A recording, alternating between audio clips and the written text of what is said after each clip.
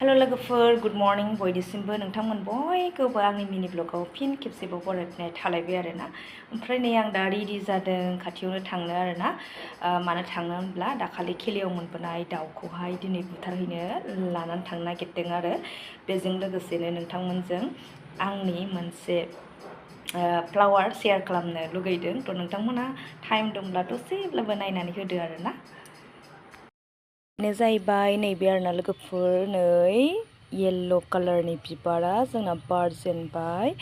ओमफ्राय बेजों लोगोसे नै खाथियावबो दङ बे मोनसे आरोना। नैबे दालाय मोनसेनियाबो ओंखारबाय आरो नैबेबो ओंखारबाय आरोना।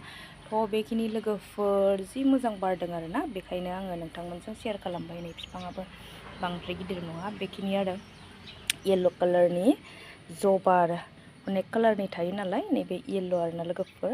थ' माबायदि नुदों? आं बिराद बिउटिफुल नुदों आरोना, किउट एन्ड बिउटिफुल फ्लावार। नै थ' मिनि ब्लगखौ एसेयावनो दोनथ'नाय जाबाय। बाय बाय।